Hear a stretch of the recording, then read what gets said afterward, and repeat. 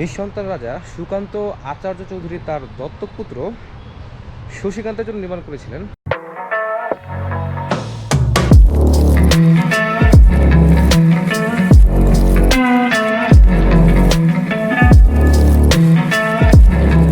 আসসালামু আলাইকুম, আশা করি সবাই ভালো আছেন।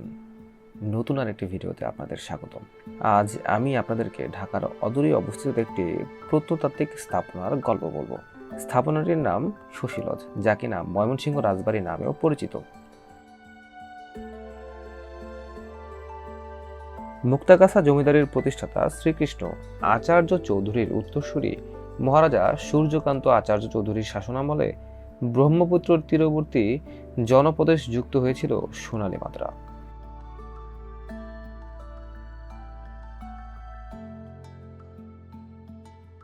প্রায় ৪১ বছর জমিদারি পরিচালনার প্রশস্ত প্রেক্ষাপটে বহু জনহিতকর কাজ করলেন তিনি।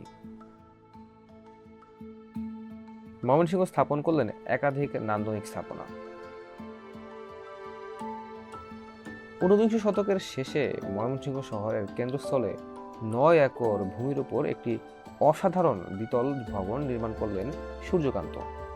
নিঃসন্তান সূর্যকান্তের দত্তক পুত্র শশীকান্ত আচার্য চৌধুরীর নামে এই ভবনের নাম রাখা হলো শশী লজ।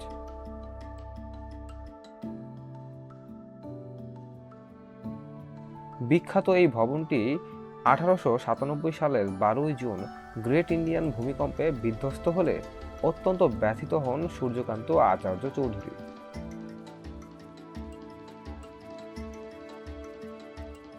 উনিশশো সালে ঠিক একই স্থানে নতুনভাবে শশী লজ নির্মাণ করেন পরবর্তী জমিদার শশীকান্ত আচার্য চৌধুরী। ১৯১১ সালে শশী লজের সৌন্দর্য বর্ধনে তিনি সম্পন্ন করেন আরও কিছু সংস্কার কাজ।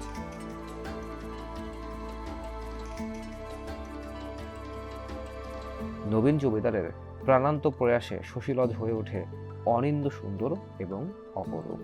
পুরো বাড়িটি ৯ একর জমির উপর প্রতিষ্ঠিত। শশী লজের মূল ফটকে রয়েছে ১৬টি গম্বুজ। ভেতরে প্রায় প্রতিটি ঘরেই রয়েছে ছাদ থেকে ঝুলন্ত প্রায় একই রকম দেখতে বেশ কয়েকটি ঝাড়বাতি। সাধারণ বাসভবন ছাড়াও বাড়িটিতে আছে নাচঘর, স্নানঘর। স্নানঘরে রয়েছে একটি সুড়ঙ্গ।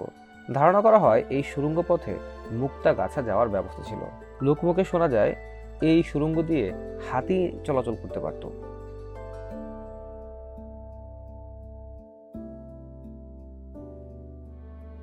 মূল ভবনের পেছন ভাগেও রয়েছে একটি স্নানঘর। এই স্নানঘরে বসে রানী পাশের পুকুরে হাঁসের খেলা দেখতেন। পুকুরটির ঘাট মার্বেল পাথরে বাঁধানো।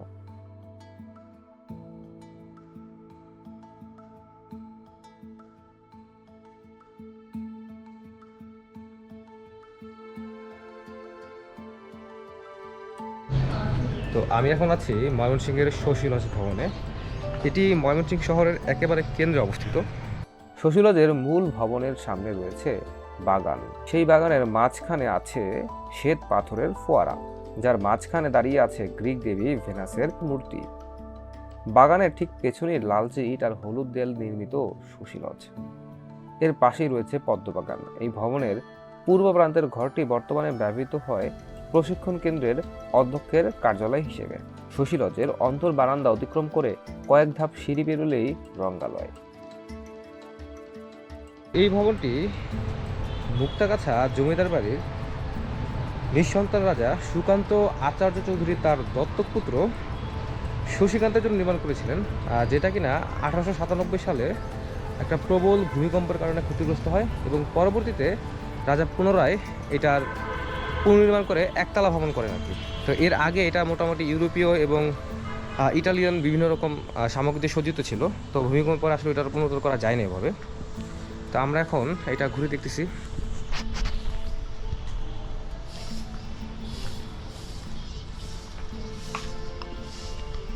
হলঘরের পাশেই বর্ণিল মার্বেলে পাথরে নির্মিত আরেকটি জলফোয়ারা। জলফোয়ারার ঠিক ওপরের ছাদ থেকে নিচে ঝোলানো স্ফটিক স্বচ্ছ কাচের ঝাড়বাতি। ভবনটির পেছনে রয়েছে এক চিলতে উঠান। সবুজ ঘাসের আঁচল পাতা সেই উঠান পেরোলে একটি অপরিসর জলাশয়।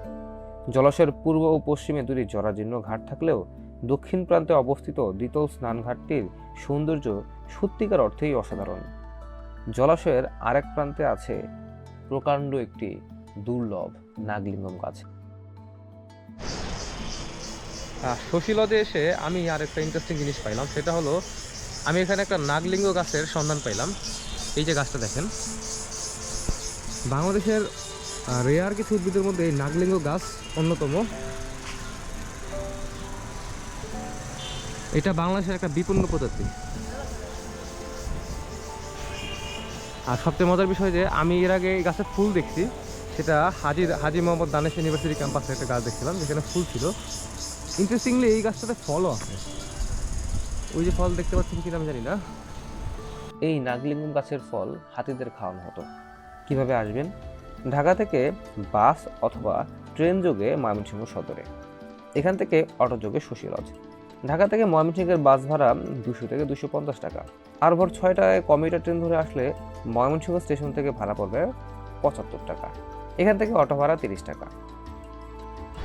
ব্যস্ত এই ময়মনসিংহ শহরের কেন্দ্রে অবস্থিত শশী লজ নিঃসন্দেহে একটি নিরিবিলি এবং নির্জন জায়গা, যেখানে আপনি ফ্যামিলি টাইম স্পেন্ড করতে পারেন।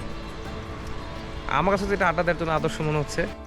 পরিশেষে ভ্রমণকালে যত্রতত্র প্লাস্টিকের ব্যবহৃত জিনিসপত্র ফেলা থেকে বিরত থাকুন। সবাই ভালো থাকুন, সুস্থ থাকুন এবং বেশি বেশি ভ্রমণ করুন। This is old gypsy man signing of.